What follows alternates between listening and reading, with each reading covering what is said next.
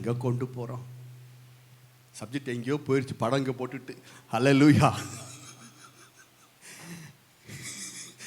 இதனால தான் யூடியூப் போகிறதில்ல, கேட்குறதில்ல. எங்களுக்கு போட்டு கொடுங்க அப்படின்னு. சரி போட்டு தரேன் அப்படி. ப்ரைஸ் உங்களுக்கு மட்டும் அனுப்பிச்சி வைப்பேன் அப்படின்ட்டேன். எப்படிங்க? கர்த்தர் கொடுத்தா அதுக்கு முன்னாடி என்ன சொல்கிறாரு? தாயின் வயிற்றில் நிர்வாணியாக வந்தேன், இதை நாம் என்ன செய்கிறோம்? என்னங்க கொண்டு போகிறோம்? செத்தும் போது ஒன்றும் கொண்டு போகிறது இல்லைங்க. சும்மா இவன் அடிச்சுக்கிறான், பணம் பணம் பணம்னு அடிச்சுக்கிறான். எவ்வளோ பார்த்தாலும் போனோம். இப்போ போகும்போது என்ன கொண்டு போகிறோம்? ஒன்றும் கொண்டு போகல. அது தெரியுமா உனக்கு? பெரிய ஞானி மாதிரி பேசுவான். ஆனால் போகும்போது கொண்டு போகிறோம்.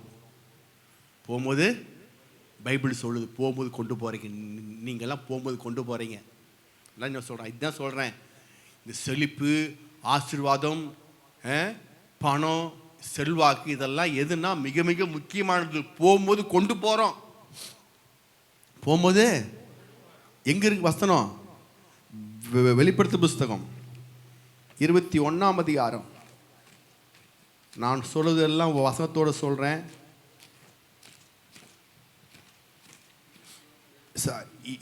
22ஆவது அதிகாரம். வெளிப்படுத்தல் 22ஆம் அதிகாரம் 12ஆம் வசனம். இதோ சீக்கிரமாய் வருகிறேன், அவனுடைய கிரியைகளின்படி அவனுக்கு நான் அளிக்கும் பலன் என்னோடு கூட போகும்போது அவர் கூட நாம் கொண்டு போகிறோம். இதோ நான் சீக்கிரமாய் வருகிறேன், அவனுடைய கிரியைகளின்படி அவனுக்கு நான் அளிக்கும் பலன் என்னோடு கூட. அவன் எப்படி வருது? நான் அவனுக்கு அழிச்சதெல்லாம் என்ன செய்ய என்னோட கூட வருது. அப்போ நம்ம கொடுத்ததெல்லாம் கர்த்தர்கிட்ட வருதா? வீடு, காரு, பங்களா, நகை, நட்டு எப்படி வருது? அதான் எப்படி வருது? எப்படி? இப்போ நீங்கள் அமெரிக்கா போனால் இந்த நோட் எடுத்து செய்ய முடியாது. வச்சிருக்க ஒரு 500 எடுத்து போய் அங்கே போய் கொடுத்தீங்கன்னா ஒரு பைசாவும் எவனும் தர மாட்டான். ஒரு தண்ணி கூட கிடைக்காது. தண்ணிலாம் செத்து போயிடுவீங்க. சரிங்களா? ஏன்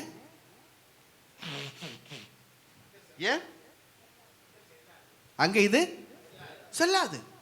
அப்போ நீங்க அமெரிக்கா போறதா இருந்தா உங்க பணத்தை என்ன செய்வீங்க? நேரா போவீங்க. நான் துபாய் போகும்போது என் பணத்தை கொண்டு போய் சவிதா இது ஹாஸ்பிட்டல் பக்கத்தில் மேலே ஒரு பில்டிங் இருந்துச்சு. வெஸ்டர்ன் யூனியன் பேங்க்கில் போய் பணத்தை கொடுத்து அவங்ககிட்ட வந்து துபாய் பணத்தை வாங்கிட்டு பையில போட்டுட்டு அப்புறம் தான் ஃப்ளைட் ஏறினேன். ஆமாம், இல்லாட்டான்னு செய்ய முடியாது. அங்கே போக முடியாது. போனால் கூட தண்ணி கிடைக்காது. பெங்களூர் முடிய நம்ம பணம் ஃப்ளைட் ஏறிட்டு அங்கே போய் லேண்ட் ஆனோடனே நம்ம பணத்தை ரோட்டில் பட்ட கூட எவனும் யாரும் எடுக்க மாட்டான். குப்பை நினச்சிக்குவான்.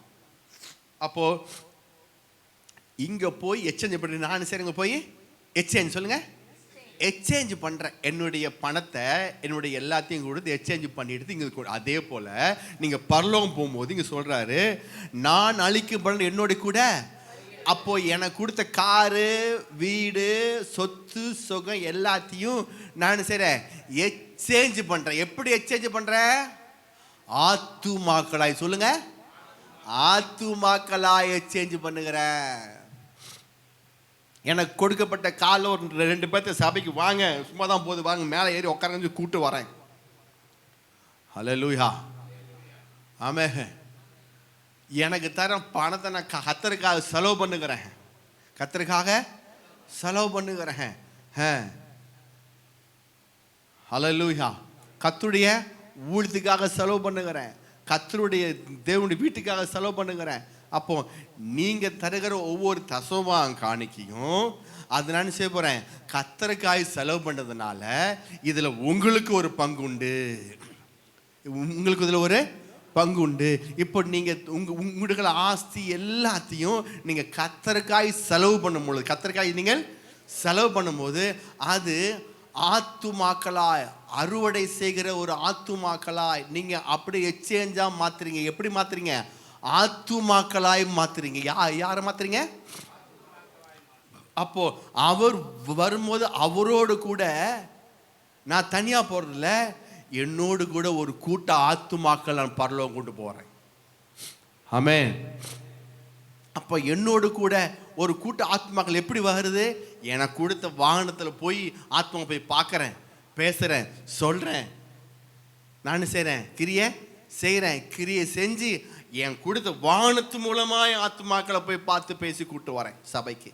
எனக்கு கொடுத்த பணத்தின் மூலமாக ஆத்மாக்களை பார்த்து நான் செய்கிறேன், போய் செலவு பண்ணி போய் பார்த்து பேசுகிறேன். எல்லாமே எனக்கு கொடுக்கப்பட்ட எல்லாமே நான் செய்யுங்க ஆத்மா ஆதாய பணிக்கு செய்வதனால நான் மரிச்சா அதுக்கப்புறம் என்னோடு கூட அவங்களும் மரிக்கும் பொழுது கர்த்தர் கேட்பார், உனக்கு யாருப்பா சூரியன் சொன்னா? எனக்கு இந்த பிரதர் சொன்னார், அதனால் இயேசு ஏற்றுக்கொண்டேன். அப்போது அவன் அந்த கிரியை நான் அளிக்கும் பலன் அவனுடைய கிரிகளின்படி அவனுடைய நான் அளிக்கும் பலன் என்னோட கூட வரும். இந்த பலனை நாம் அவரோடு கூட கொண்டு போவோம். ஹல்லேலூயா. அதனால் நிர்வாணியாக வந்தேன், நிர்வாணியாக போகிறேன், கர்த்தர் கொடுத்தார், கர்த்தர் எடுத்தார்லாம் நான் மனுஷன் கூட சொல்லவே கூடாது. ஏன்?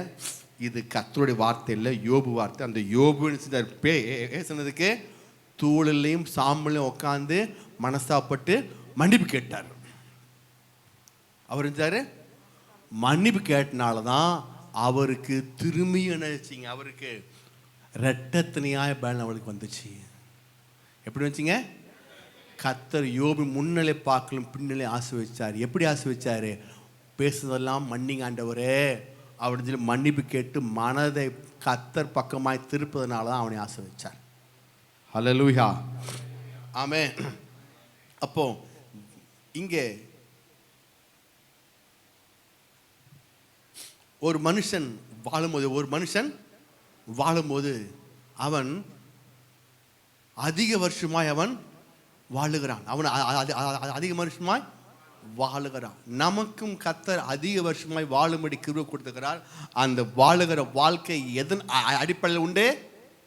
உங்கள் மனதின் அடிப்படையில் உண்டு. சொல்லுங்க, உங்க பேச்சின் அடிப்படையில் உண்டு.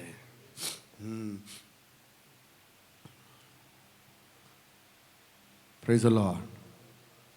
சரி, இப்போ தேவகுமார்லாம் யாரு? சேத்துடி சந்ததி. சொல்லுங்க, சேத்துடைய மனுஷகுமாரனா யாரு? காயினுடைய சந்ததி. அப்போ தேவனை விசுவாசித்தவர்கள் தேவ சந்ததி, தேவனை விசுவாசியாதவர்கள் காயினுடைய சந்ததி, காயினுடைய சந்ததி.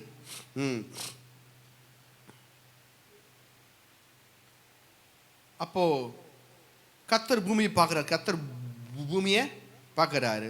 பூமியை பார்த்துட்டு சொல்றாரு, யாருமே என்ன செய்யல, மனம் திரும்பல இல்லை. ஆதியாகமம் 6ஆம் அதிகாரம் திரும்பி போவோம். ஆதியாகமம் 6ஆம் அதிகாரம். பூமி பார்க்குறாரு. பூமி பார்த்துட்டு கர்த்தர் சொல்றாரு, நான் பூமியிலே மனுஷனை உண்டாக்குறதுக்காக 5ஆம் வசனம் வாசிங்க. மனுஷனுடைய அக்கிரமம் பூமியிலே பெருகினது என்றும் அவன் இருதயத்து நினைவுகளின் தோற்றமெல்லாம் நித்தமும் பொல்லாததே என்றும் கர்த்தர் கண்டு தாம் பூமியிலே மனுஷனை உண்டாக்கினதற்காக கர்த்தர் மனஸ்தாபம் பட்டார். இப்போ கர்த்தர் என்ன செய்றாரு? பூமியை பார்க்குறாரு. பார்த்தோன்னே மனுஷனுடைய அக்கிரமம் பூமியில் நினைச்சிச்சு பெருகிருச்சு. பூமியில் நினைச்சுங்க பெருகிருச்சு. இப்போ மனுஷனுடைய அக்கிரமம் பூமியில் வேகணுன்னே அதனால் அக்கிரமம்னா என்ன? அக்கிரமம் வேறு, பாவம் வேறு, குற்றம் வேறு, மீறுதல் வேறு. சொல்லுங்க, அக்கிரமம் வேறு, பாவம் வேறு, குற்றம் வேறு, மீறுதல் வேறு. பாவம்னா என்ன? அவனுக்கு சில பாவம் என்னன்னு தெரிய மாட்டேங்குது. பாவனா பொய் பேசுறது, பாவனா தீய நோக்கம். சொல்லுங்க, தீய நோக்கம் பாவமேன்னு சொல்லி பைபிளில் போட்டிருக்கு. சமயம் இல்லை. எண்ணம். சொல்லுங்க, எண்ணம். சொல்லுங்க, பாவம் என்னங்க? எண்ணத்தில் உண்டாகிறதான் பாவம். உங்களுடைய சிந்தனைகளில், எண்ணங்களில், நினைவுகளில் உண்டாகிறது தான் பாவம். பாவம் வந்து என்ன செய்யுங்க? ஃபர்ஸ்ட் என்ன செய்யுங்க? அவங்களுடைய எண்ணத்தில் உண்டானது. பிசாசு எடுத்தோன்னே சொன்னா கனியை வச்சு எடுத்தோன்னே எடுத்து வாசிங்க. ஆதியாகமம் புஸ்தகம் 3ஆம் அதிகாரம். முதல்ல செஞ்சதான மெத்தட் என்ன? 3ஆம் அதிகாரம் 5ஆம் வசனம். நீங்கள் இதை புசிக்கும் நாளிலே உங்கள் கண்கள் திறக்கப்படும் என்றும் நீங்கள் நன்மை தீமை அறிந்து தேவர்களைப் போல் இருப்பீர்கள் என்றும் தேவன் அறிவார் என்றது. அப்பொழுது ஸ்திரீயானவள் அந்த விருட்சம் புசிப்புக்கு நல்லதும் பார்வைக்கு இன்பமும் புத்தியை தெளிவிக்கிறதற்கு இச்சிக்கப்படத்தக்க விருட்சமாய் இருக்கிறது என்று கண்டு. போதும். இது பார்க்கும்போது எப்படி பார்த்தாலாம்? புசிப்புக்கு எப்படி தெரியும்? சாப்பிட்டுட்டா? இது முன்னாடி சாப்பிட்டாளா? புசிப்புக்கு நல்லது, பார்வைக்கு இன்பம், புத்திய தெளிவிக்கிறது. இதெல்லாம் எப்படி தெரியும்? எப்படி ஆச்சு? எப்படி புழுகுல வந்துச்சு? புழுகுல எப்படி வந்துச்சு? இந்த ஐடியா எப்படி வந்துச்சு? ஏன் பிசாசு முதல்ல சொல்றான் பாருங்க, மனதில் பிசாசு சொல்றான் பாருங்க, இது எப்படி இந்த விருட்சம் நீங்கள் சாப்பிட்டீங்கன்னா நீங்கள் ரொம்ப பெருசாயிருவீங்க, கண்கள்லாம் திறக்கப்பட்டு நன்மத்தையும் அறிஞ்சிருவீங்க, தேவனை போல் ஆயிடுவீங்க, ஆச்சா பிடிச்சி பில்டப் பண்ணுறான் பாருங்க. அந்த பில்டப் பண்ணோன்னே மைண்டு மாறிடுச்சு. இன்னும் ஆக்ஷனே போகலை, இன்னும் செயல்படுறதே போகலை, இன்னும் பறிக்கவே இல்லை. அது பறிக்க முன்னாடி இவ்வளோ ஸ்டேட்மெண்ட்டுக்குள்ளே வருது. புசிப்புக்கு நல்லதும் பார்வைக்கும் இன்பமும். சரிங்களா? புசிப்புக்கு நல்லது, பார்வைக்கு இன்பம், புத்தியை தெளிவிக்குதான். அப்படியே சாப்பிட்டா நீ இப்போ பைத்தியமாக போகிறது தெரிய மாட்டேங்குது. சாப்பிட்டா உனக்கு பின்னாடி பேக் ஃபயருக்கு வெளியே முடுக்க போகிறாங்க தெரிய மாட்டேங்குது. சாப்பிட்டா நீ நல்லா இருக்கும் போது குழந்தை பிறக்கும் போது செய்வ, நீ கஷ்டத்தோட வழியோட பிறப்பன்னு தெரிய மாட்டேங்குது. சாப்பிட்டா நெத்தி வேறு வேலை சிந்தி கஷ்டப்படணும்னு தெரிய மாட்டேங்குது. அதெல்லாம் தெரியல. ஆனால் என்ன அவளுக்கு தெரியுது? ரொம்ப டேஸ்டாக இருக்குமா, கண் திறந்துடணுமா, நல்லதாக இருக்குதா, புத்திக்கு ரொம்ப தெளிவிக்கதா இருக்குமா, இன்பமாக இருக்குதா, புசிப்புக்கு ஏற்றதா இருக்குதா. எப்படி பாருங்க. ஆமே, இன்னைக்கெல்லாம் அப்படிதான். பிசாசு முதல்ல செய்யறான், மைண்டை கேட்ச் பண்ணிடுறான். என்ன பண்ணுறான்? அதுதான் பாவம் வந்துருச்சாங்க. அதான் பாவம். பாவம் என்பது வேறு. பாவம் என்ன அர்த்தம்? சத்தமாக சொல்லுங்க. பாவம் என்ன? தீய நோக்கம் பாவமே. இருக்கு வசனம், நான் அடுத்த சொல்கிறேன், சமயம் இல்லை. தீய நோக்கம் பாவமே. மனதில் வர காரியம் அதுதான் பாவம். அக்கிரமம்னா என்ன? குற்றம்னா என்ன? அடுத்து போகும் பாவம். குற்றம்னா என்ன? குற்றம்னா என்ன?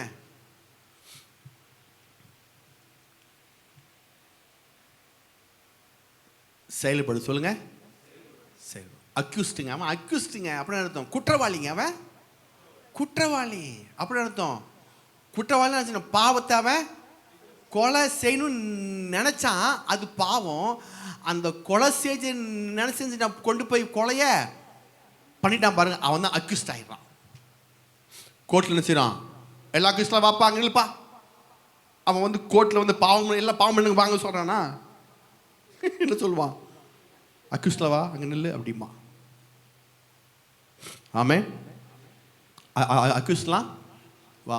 அக்யூஸ்ட்லாம் அர்த்தம் இவன் செய்து விட்டான், இவன் அதான் குற்றம், குற்றவாளி ஆகிட்டான். அதான் குற்றம். குற்றம் என்ன? செயல்படுது. பாவம் என்ன? பிளானிங்.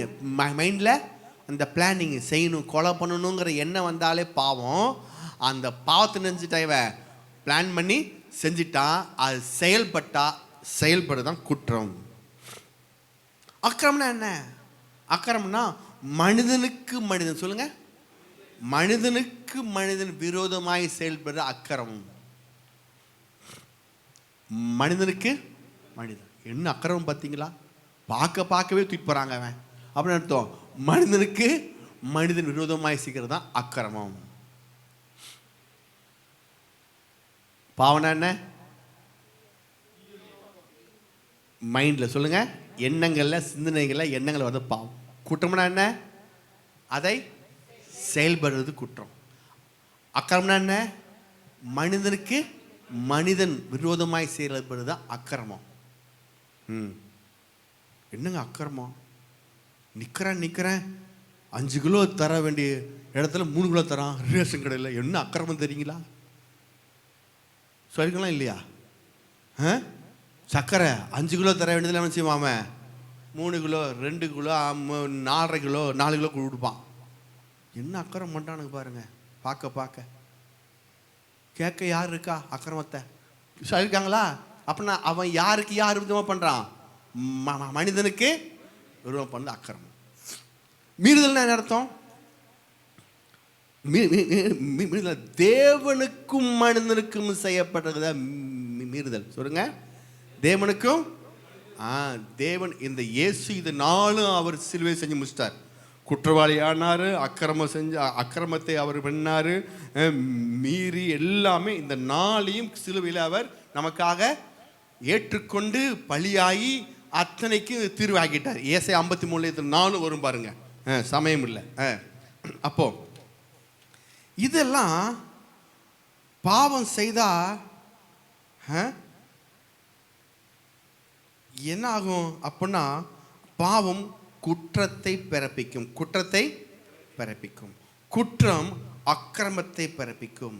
அக்கிரமம் தேவனுக்கும் நமக்கும் பிரிவினை உண்டாக்கி கட்டளைகளை மீற செய்யும். அக்கிரமம் செய்யும், மீறுதல்களை பிறப்பிக்கும். ஹல்லேலூயா. கர்த்தர் பார்த்தாரு, இது அத்தனையும் அங்கே இருக்கு, இது அத்தனையும் அங்கே இருக்கு. பூமி கண்ணோய்க்கு பார்க்குறாரு. கண்ணோய்க்கு பார்த்தா அவன் நினைச்சான் இப்படி ரொம்ப எல்லாம் பயங்கர மோசக்காரனாக இருக்கிறான். கர்த்தர் பார்த்துட்டு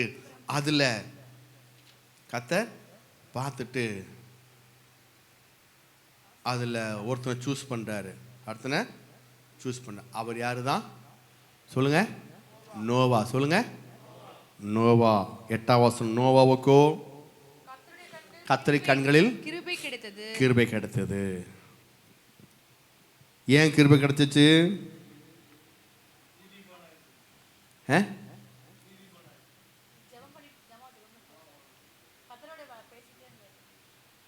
கிருபை கிடைச்சிச்சு. அப்புறம் ஏன் கிருபை கிடைச்சிச்சு? எபிரேயர் புஸ்தகம் 11ஆம் அதிகாரம் 7ஆம் வசனம். எபிரேயர் 11:7.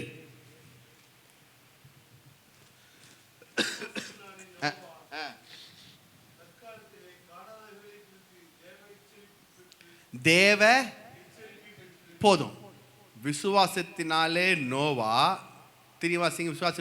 நோவா தற்காலத்திலே காணாதலை குறித்து போதும். இப்போ தேவ எச்சரிப்புன்னு என்ன அர்த்தம்? அங்க கர்த்தர் எச்சரிக்கிறார் எல்லாத்தையும். கர்த்தர் ஆமா இது செய்யாத, அதை செய்யாத, பாவம் செய்யாத, இப்படி அக்கிரமம் செய்யாத, குற்றம் செய்யாத, மீறு செய்யாத, இப்படி எல்லாம் எச்சரிக்கிறார். அங்க எல்லாம் அந்த இடத்துல அவங்களுக்கு பிரமாணங்கள் எல்லாம் இப்படி செஞ்சா அப்படின்னு சொல்லி ஆதாம் விழுந்து கர்த்தர் அவனோடு பேசி யெகோவா தேவன் அவரு பாவம் செய்யாத, அக்கிரமம் செய்யாதுன்னு சொல்லி அவர் சொல்றாரு. மனசாட்சியில பேசிட்டு எப்படி சொல்றாரு? ஆமா. அப்ப நியாயப்பிரமாணம் தடப்படவில்லை. அந்த காலம் மனசாட்சியின் காலம். சொல்லுங்க. ஆமா. நோவா இருந்த காலம் மனசாட்சியின் காலம். ஆதாம் இருந்த காலம் அறியாமின் காலம். சொல்லுங்க. அறியாமின் காலம். நோவா இருந்த காலம், நோவாக்கு அப்புறம் நோவா ஸ்டார்ட் பண்றாரு. அந்த காலம் என்ன காலம்? இப்ப இருக்கிற காலம் சொல்லுங்க. இப்ப இருக்கிற காலம் இப்ப இருக்கிற காலம் கிருபின் காலம். இப்போ அந்த மனசாட்சியில கர்த்தர் பேசுறாரு. மனசு கர்த்தர் அங்கே பாஸ்டர் கிடையாது, சபை கிடையாது, ஒன்றும் கிடையாது. ஆனால் அவன் மனசாட்சி செய்ய அவனுக்கு கொஞ்சம் அப்பப்பைக்கே நம்ம குத்துமா இல்லையா? நம்ம குத்துமா இல்லையா? ஒரு நாள் நான் கார் 8 மணி ஆயிடுச்சு. எங்கே சீக்கிரமாக 8 ஆயிடுதுங்க. ஆமே.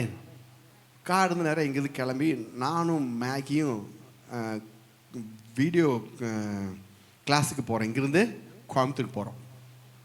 கோயம்புத்தூருக்கு போயிட்டு போகும்போது எப்போதும் ஹோட்டல் அங்கே ஸ்பாட் இருக்குது. அவினாசி முன்னாடி ஒரு ஸ்பாட் இருக்குது, அங்கே நல்ல ஹோட்டல் இருக்கும். அந்த ஹோட்டலில் எப்பொழுதும் போய் சாப்பிட்டுட்டு தான் போவோம்.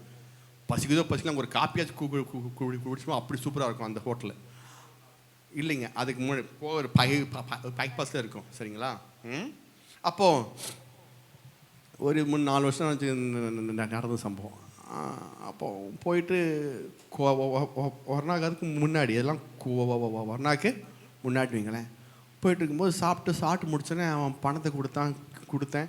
அவன் டிப்ஸை கொடுத்து பணத்தை எடுத்து கொடுத்தான். வச்சு பில்லை எடுத்து வச்சுட்டு நான் போயிட்டேன்.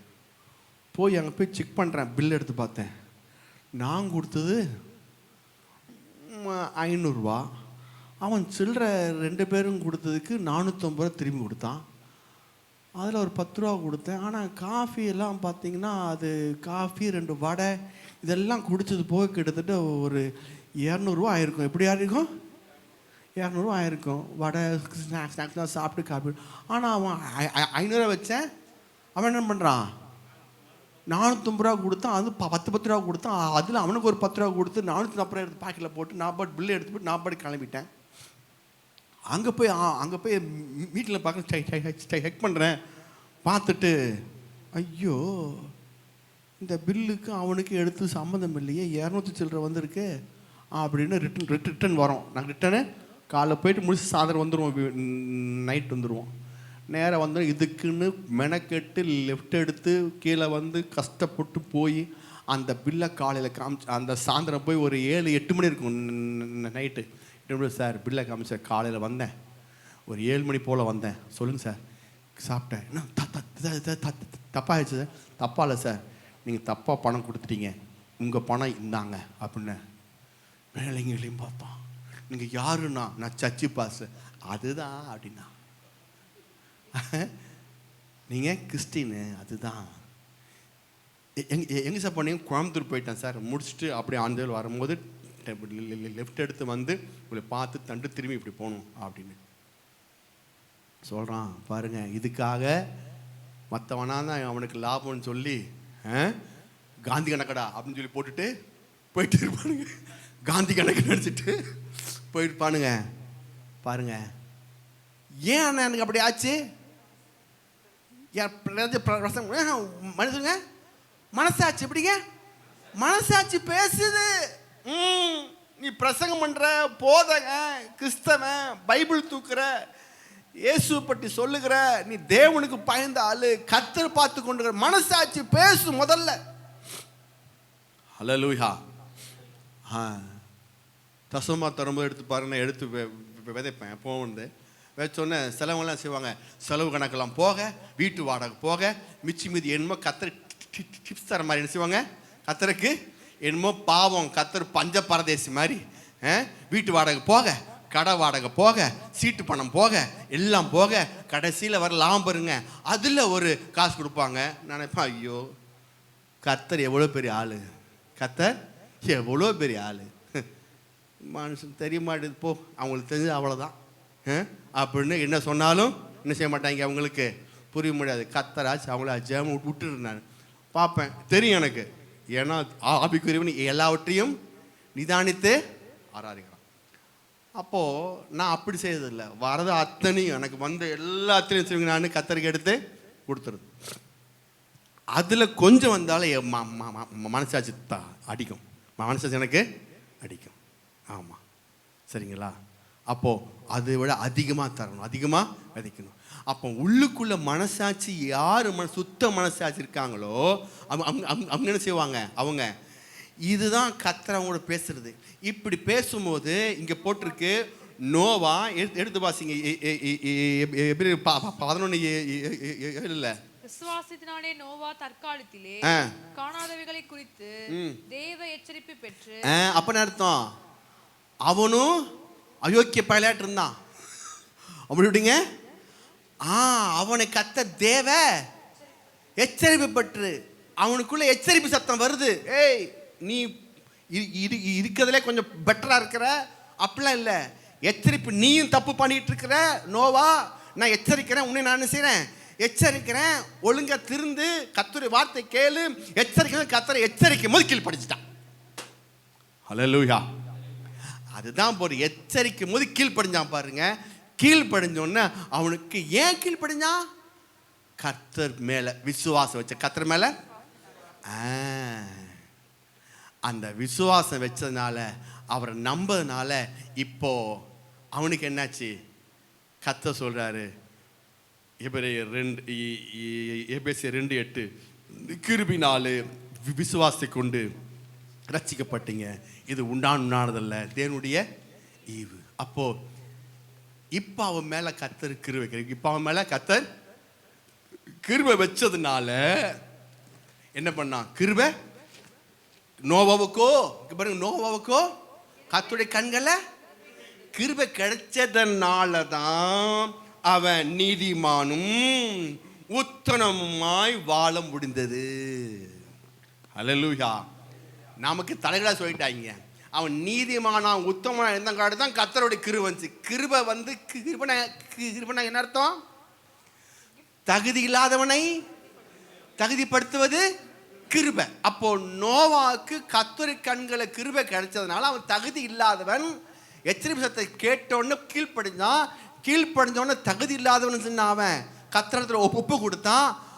அவன் மேல கர்த்தர் கிருபை வச்சாரு.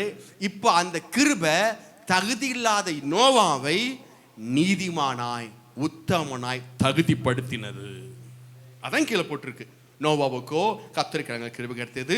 நோவா அவன் தன் காலத்து இருந்தருக்குள்ளே நீதிமானும் உத்தமனுமாய் இருந்தான். அடுத்த வாரம் தொடர்வோம். நாம் எஞ்சி நிற்போம். சமயமாயிருச்சு.